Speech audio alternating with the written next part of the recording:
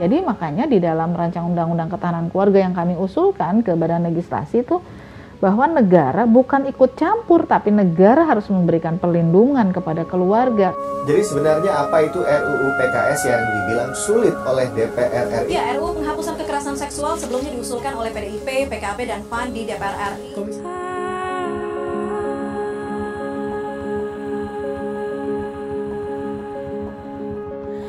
Menurut saya yang paling itu adalah tentang pemahaman agama yang bias gender. Kami pemuda-pemuda dari DKI Jakarta mendukung Gerakan Indonesia Tanpa Pacaran. Seberat 3 gram dibayar tunai. Kekerasan seksual terjadi ketika manusia tunduknya bukan pada Allah tapi pada libido seksualnya.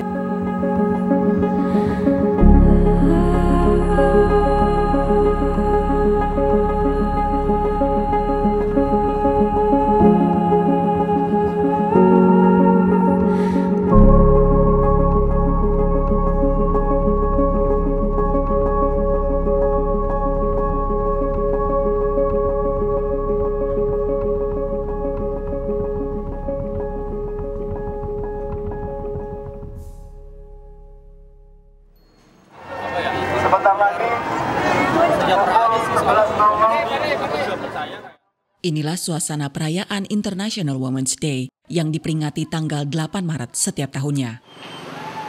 Beragam isu dan persoalan perempuan diserukan untuk dipedulikan.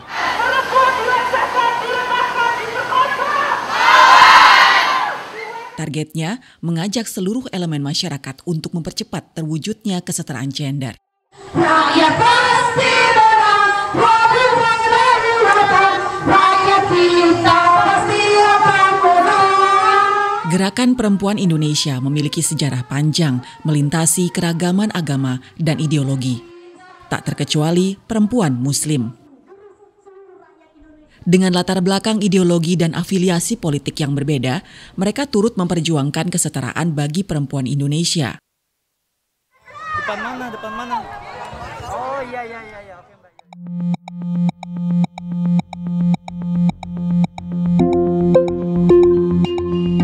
Awal abad ke-20, organisasi-organisasi Islam di Indonesia terbentuk.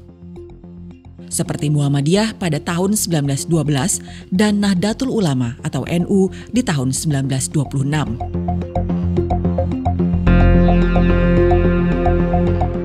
NU yang berciri tradisional saat ini adalah organisasi Muslim terbesar di Indonesia dan bahkan terbesar di dunia dengan jumlah pengikut tak kurang dari 79 juta orang. Sedangkan Muhammadiyah dengan karakter modernnya adalah organisasi Muslim terbesar kedua dengan jumlah pengikut 22,5 juta orang. NU dan Muhammadiyah saat ini tidak terafiliasi dengan partai politik tertentu. Meski demikian, pengikut keduanya adalah basis massa partai-partai Islam seperti Partai Persatuan Pembangunan, Partai Kebangkitan Bangsa, dan Partai Amanat Nasional. Selain partai-partai tersebut, Partai Keadilan Sejahtera atau PKS juga memiliki basis massa kalangan Islam.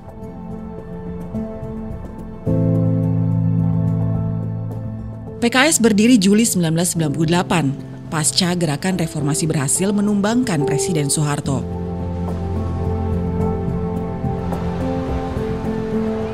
Dengan 50 wakil di DPR RI periode tahun 2019 hingga 2024, maka peran politik PKS saat ini cukup signifikan.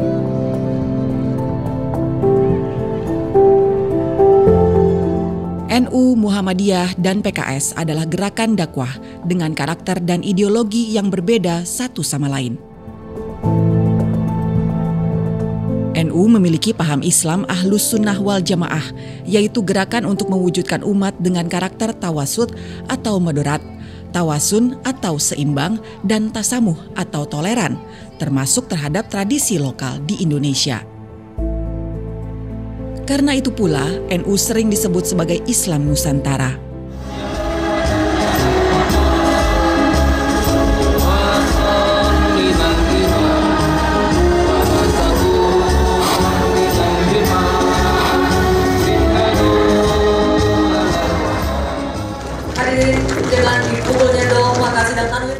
Muhammadiyah adalah gerakan dakwah dan tajdid atau pembaharuan yang mendorong pemurnian ajaran Islam.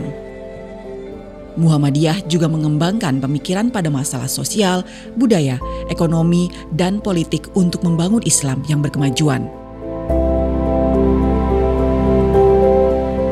Sementara sebagai partai politik, PKS meyakini bahwa Islam harus menjadi pedoman seluruh aspek kehidupan, baik sosial, politik, ekonomi, budaya, bahkan hingga aspek kehidupan pribadi.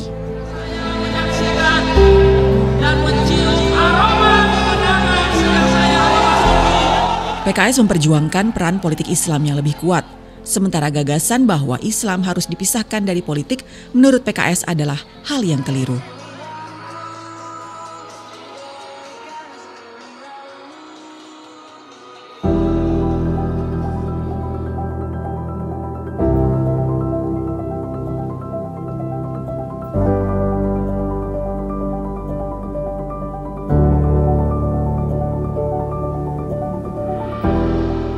Dari masa ke masa, isu perempuan terus menjadi perhatian.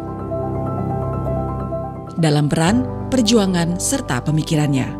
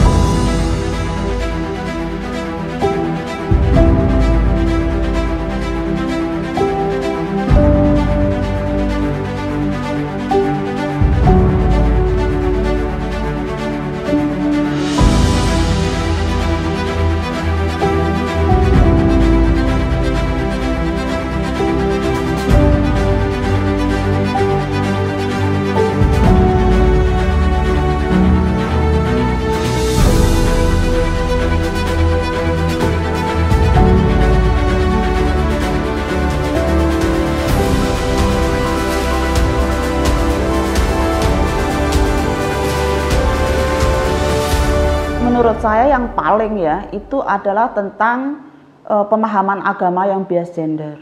Itu karena berdampak kepada sosial, ekonomi, harga diri seseorang gitu ya. Itu pemahaman agama ini sangat powerful membentuk seseorang. Dan itu kadang-kadang orang itu tidak begitu paham benar apa sih sebenarnya substansi daripada nilai yang disampaikan oleh teks itu gitu. Dia hanya menerima apa adanya.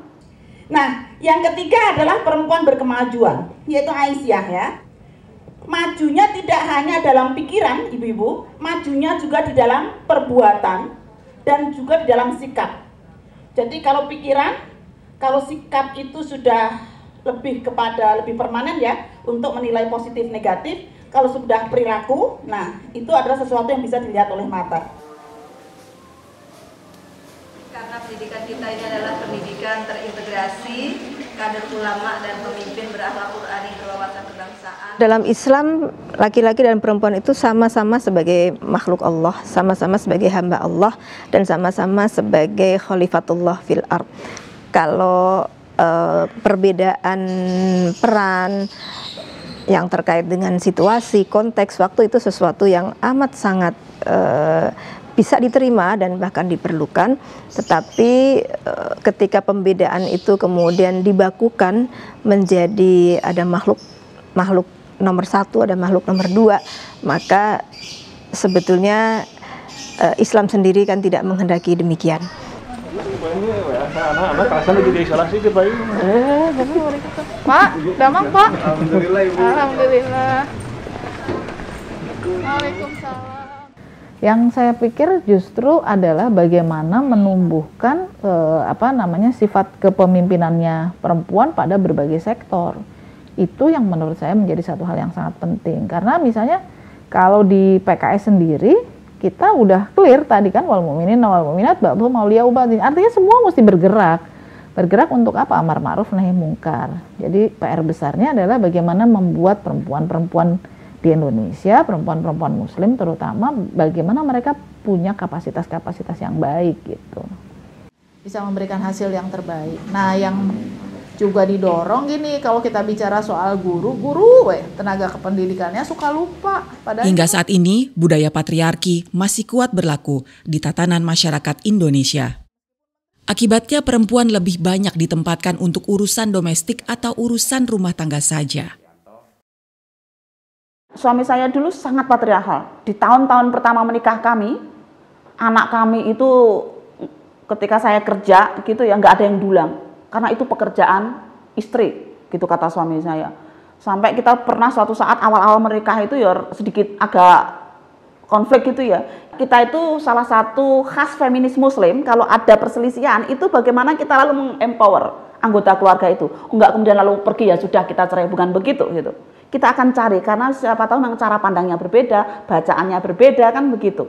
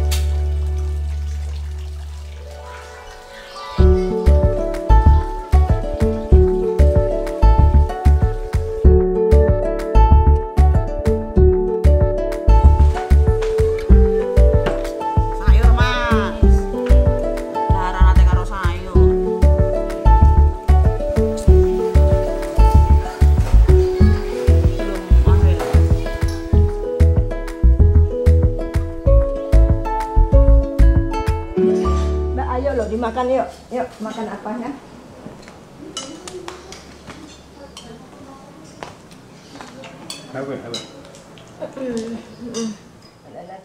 Kalau dalam rumah tangga, Allah Subhanahu wa taala sendiri berfirman dalam surah An-Nisa ayat ayat 34. A'udzubillahi minasyaitonirrajim. Ar-rijalu qawwamuna 'alan nisa'i bima faddalallahu ba'dahum 'ala ba'd. Wa bima anfaqu min amwalihim.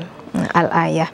Ya, nah ayat ini mengatakan bahwa laki-laki pemimpin perempuan, ini konteks rumah tangga ya, karena Allah telah memberikan kelebihan pada sebagian, ba'dhum kan, sebagian.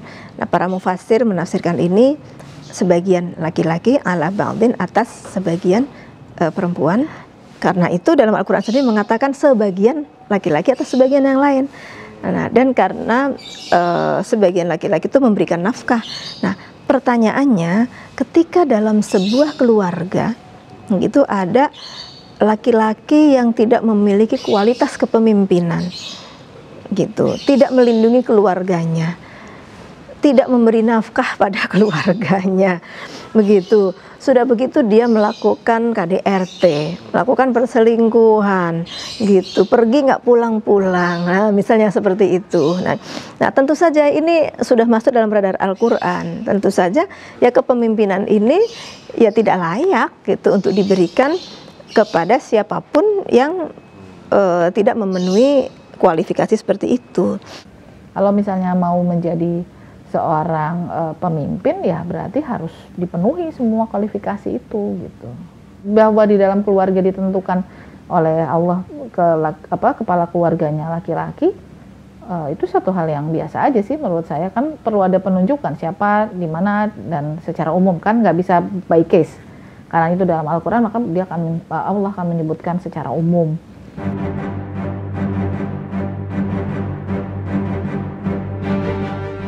Memasuki era reformasi, penghormatan terhadap peran dan hak perempuan Indonesia mendapat angin segar. Lembaga khusus seperti Komnas Anti Kekerasan Terhadap Perempuan berhasil dibentuk sejak awal reformasi tahun 1998. Dan majunya peran perempuan dibarengi pula dengan fenomena politik identitas yang makin menguat. Situasi inilah yang kemudian berpengaruh terhadap dinamika politik nasional, termasuk bagi kepentingan kelompok perempuan.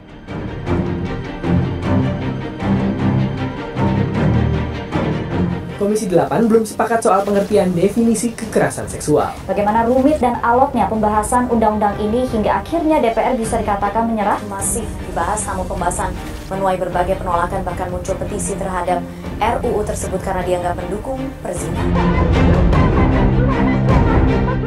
Rancangan Undang-Undang Penghapusan Kekerasan Seksual atau RUU PKS adalah perangkat hukum yang disiapkan untuk pencegahan, pemenuhan hak korban, hingga proses pemulihan korban kekerasan seksual.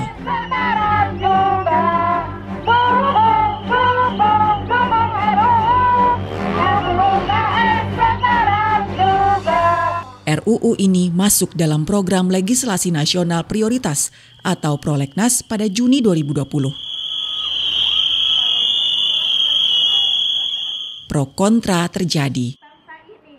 Kelompok penentang menganggap RUU PKS mendukung adanya lesbian, gay, biseksual, dan transgender, serta melegalkan perzinaan. Partai Keadilan Sejahtera adalah satu partai yang menolak pengesahan RUU ini. Yang kita paham persoalan kekerasan seksual itu memang fakta dan nyata adanya begitu.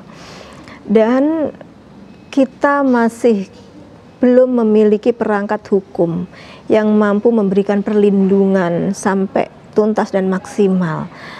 Yang ada seringkali justru korban kekerasan seksual malah dikriminalisasi oleh undang-undang yang lain.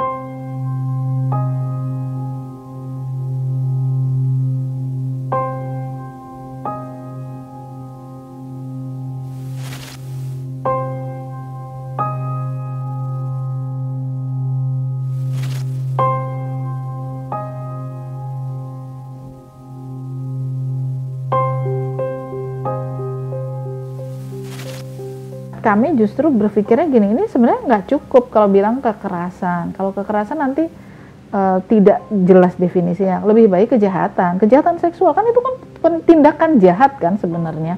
Kalau kejahatan nanti ada jelas hukumannya di dalam KUHP gitu. Nah itu lebih clear gitu. Kita bukannya tidak mau memberikan perlindungan kepada perempuan, betul kita harus memberikan perlindungan.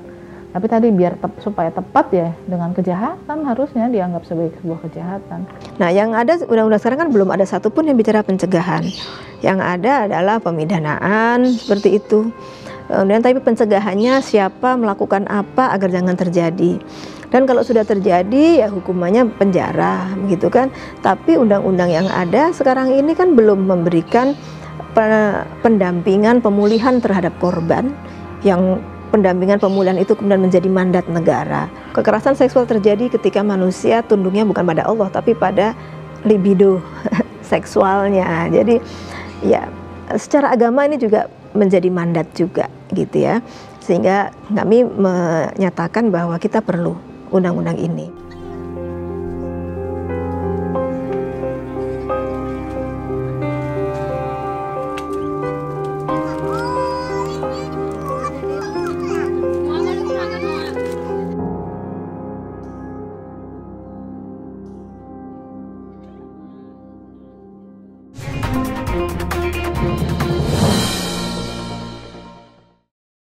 Badan Legislasi DPR RI menerima usulan rancangan Undang-Undang Ketahanan Keluarga yang diajukan untuk meningkatkan kesiapan keluarga Indonesia. Sementara RUU PKS masih jadi perdebatan, fraksi Partai Keadilan Sejahtera, Partai Golkar, Partai Amanat Nasional, dan Partai Gerindra mengajukan RUU Ketahanan Keluarga. Pengusul rancangan Undang-Undang Ketahanan Keluarga. Menurut para pengusungnya, RUU Ketahanan Keluarga adalah perlindungan bagi kehidupan keluarga sebagai unit terkecil dalam masyarakat. Dan ketahanan keluarga diperlukan guna mencapai ketahanan nasional. Kehadiran negara dalam menjamin. Kalau kami melihatnya nih, karena saya termasuk pengusul, jadi kalau keluarga di Indonesia itu kan dibiarkan tumbuh sendiri. Sementara ada regulasi-regulasi yang sebenarnya bukan mengokohkan keluarga, malah justru bisa menjatuhkan. Misalnya kebijakan impor. Ketika keluarga petani sudah menyiapkan, mereka kan sudah membayangkan, memperhitungkan dari panenan mereka, nanti mereka buat biaya sekolah, buat ini, buat itu. Begitu impor, harga jatuh, semua hilang. bagaimana bisa menumbuhkan keluarga? Siapa yang akan melindungi keluarga-keluarga ini? Jadi makanya di dalam rancangan undang-undang ketahanan keluarga yang kami usulkan ke Badan Legislasi itu bahwa negara bukan ikut campur, tapi negara harus memberikan perlindungan kepada keluarga. Kalau enggak, keluarga kita hancur. Tumbuhnya ya terserah aja gitu. Jadi survival for the fittest gitu.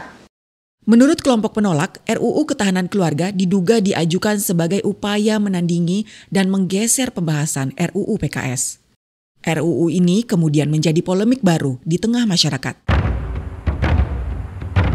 Juli 2020, RUU PKS ditarik dari prolegnas prioritas. Sementara RUU Ketahanan Keluarga ditolak oleh 5 dari 9 fraksi yang ada di DPR. Sehingga pembahasannya pun dihentikan. Selanjutnya di tahun 2021, RUU PKS kembali masuk ke dalam prolegnas. Dalam proses selanjutnya, pada September 2021, Badan Legislasi mengubah namanya menjadi Rancangan Undang-Undang Tindak Pidana Kekerasan Seksual atau RUU TPKS.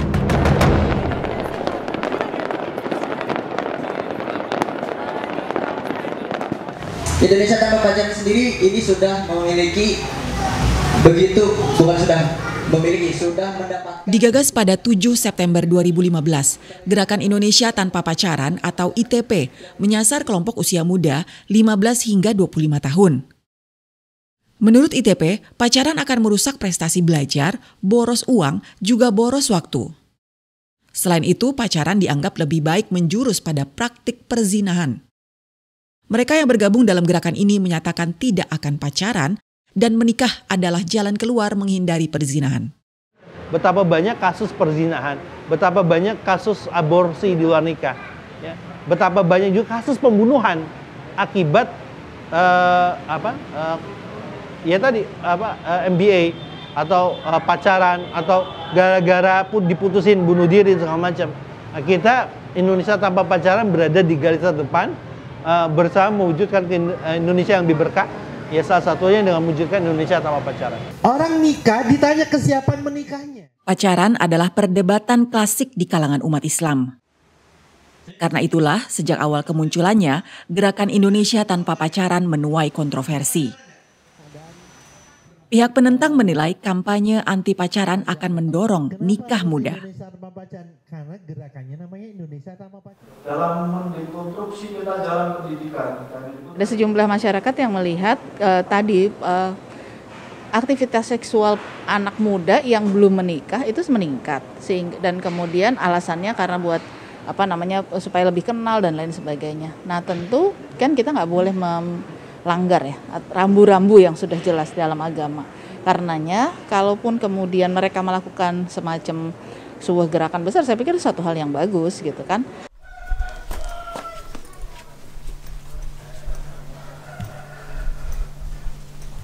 Sering dari suara Aisyah itu meminta tulisan-tulisan saya, misalnya ketika ada gerakan Indonesia Tanpa Pacaran, misalnya kan. Lalu saya diminta bagaimana? Ya solusinya bagi saya sih bukan lalu menikah ya, bagaimana sexuality education itu diberikan gitu kepada anak-anak kita. Bagaimana kita untuk memberikan komunikasi yang asertif, mengenal juga tentang etika, budaya dan sebagainya itu, sehingga sexuality education yang komprehensif. Pendidikan seksualitas yang komprehensif, yang mana tidak hanya diajari tentang bagaimana organ tubuh dan fungsi, tapi juga etika, komunikasi, ya, lalu nilai-nilai agama itu juga kemudian disampaikan. Nah, itu kan di situ ketahuan, ada karena masalah ekonomi. Menjadi tantangan juga ini buat kita, karena hari ini misalnya di satu sisi kita sudah berhasil menaikkan usia batas minimal perkawinan lewat amandemen Undang-Undang Perkawinan menjadi 19 tahun untuk laki-laki dan perempuan. Tapi di sisi lain kemudian kampanye kawin muda begitu yang seolah-olah semuanya itu selesai hanya dengan ijab kabul begitu ya. Begitu ya, itu juga kan menjadi menguat. Begitu juga misalnya kampanye tentang poligami, misalnya kampanye tentang mengajak perempuan untuk masuk ke wilayah domestik saja, itu juga sekarang ini menjadi semakin menguat gitu. Baik, bismillahirrahmanirrahim. Kami pemuda-pemuda dari DKI Jakarta mendukung gerakan Indonesia tanpa pacaran. Takbir, Allahu Akbar. Sejalan dengan gerakan Indonesia tanpa pacaran, menguat pula forum-forum ta'aruf. Ta'aruf adalah tata cara perkenalan yang islami bagi laki-laki dan perempuan.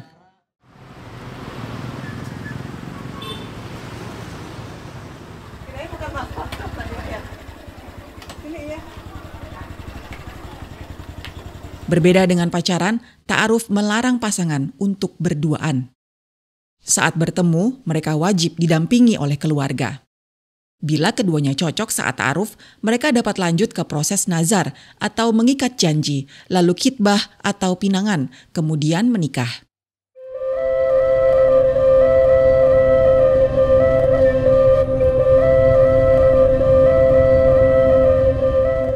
قبلت نكاح وتزويجها يمينة بنت شهرين على مهر مذكور نقدا.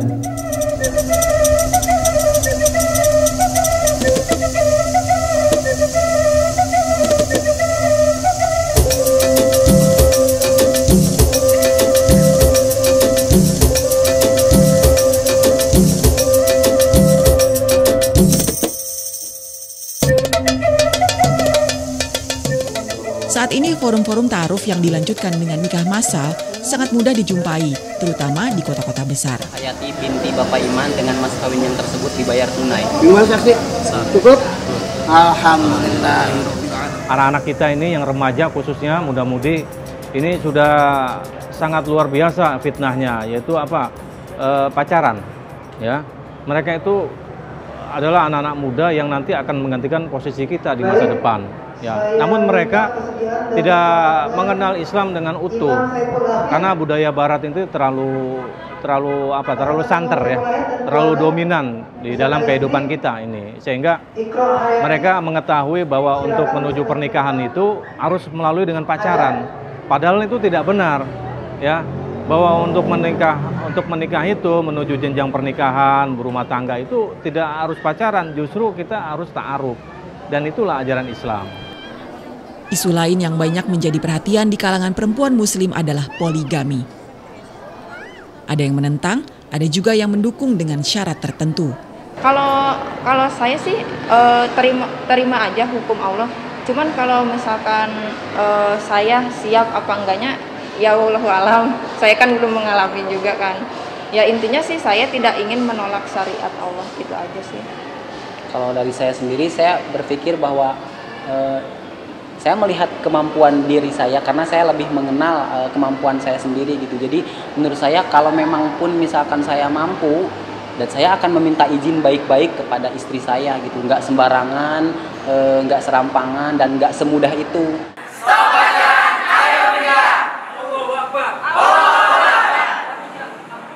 Kalau di kita sih udah diobrolin dari awal. Dari awal tuh maksudnya gini, kalau mau nikah lagi bicara. Kenapa? Kalau pas meninggal, terus nggak tahu bahwa suaminya poligami, terus ternyata ada orang nangis-nangis gitu punya anak, ada anak kecil nangis, oh ini ternyata anaknya gitu. Jangan sampai anak yang ditinggalkan jadi berdosa karena tidak membagi waris. Jadi dosanya tuh, jadi anaknya kan yang jadi berdosa kan, karena dia tidak tahu kan orang.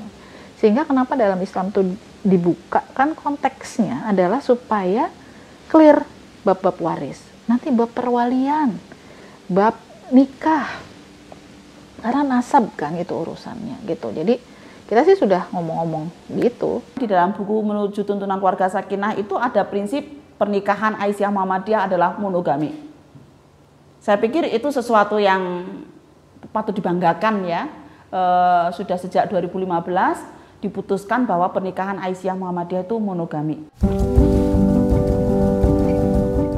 Poligami tak hanya jadi perhatian kelompok-kelompok berlatar belakang Islam. Baik, sekarang baru kita masuk ke dalam topiknya.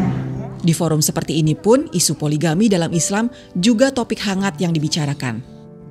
Bapak saya poligami, dan dalam perjalanannya saya mengalami istilahnya konflik batin, di mana agama saya mengizinkan apa ya, istilahnya mengizinkan opresi terhadap ibu saya atas nama agama gitu.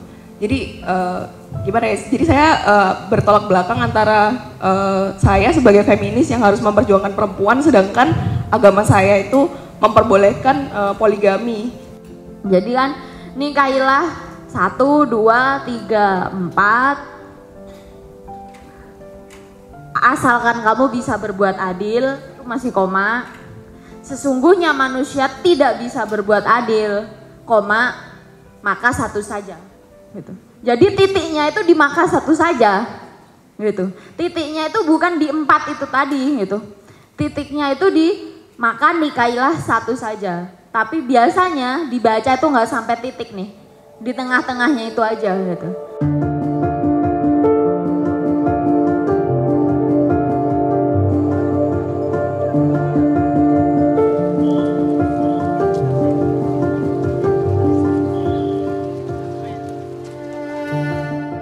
Perjuangan kesetaraan gender di Indonesia terus bergerak maju, sekalipun masih harus menghadapi jalan panjang yang terjal.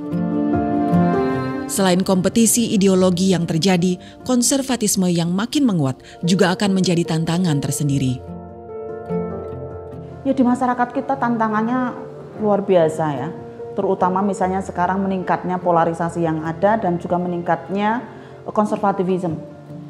Termasuk cara berpakaian di Indonesia, kemudian dakwah-dakwah WhatsApp yang sangat tekstual itu gitu loh. Dan juga kadang-kadang penceramah yang sudah kehabisan bahan, yang dibaca hanya informasi dari WhatsApp yang tidak ada analisisnya misalnya itu loh. Itu saya pikir tantangan tantangan yang luar biasa juga gitu. Yang jelas gini, titik ideologisnya jangan bertentangan sama aturan agama, itu penting kalau buat saya, itu mendasar banget. Nah, kita mau berbuat baik harus dengan niat baik, dengan cara yang baik gitu. Nah, udah, dan itu kebaikan yang saya pahami adalah yang sesuai dengan aturan agama. Tapi bukan berarti kemudian kita akan pada kita menyepakati bahwa kita tidak sepakat, itu bisa kan, ya kayak gitu kan. Bukan berarti kemudian jadi kontra bukan gitu, nggak begitu. Ya, kalau saya tuh tidak pernah berpikir semua yang berbeda itu asal berbeda lawan, saya tidak pernah berpikir begitu ya. Karena itu tadi, perbedaan itu ya sunnatullah. Maka yang paling penting adalah bagaimana semaksimal mungkin membangun dialog yang sifatnya positif, begitu, tidak emosional, begitu. Kemudian mencari titik temu. Pasti kok ada hal-hal yang akan menjadi titik temu gitu. Padahal yang menjadi titik temu ya ayo bareng-bareng. Tapi ketika memang ada hal yang tidak bisa dipertemukan ya bersepakat dalam perbedaan itu, tetapi kita bisa bersepakat pada prinsip-prinsip besar yang kita bisa sama-sama setujui.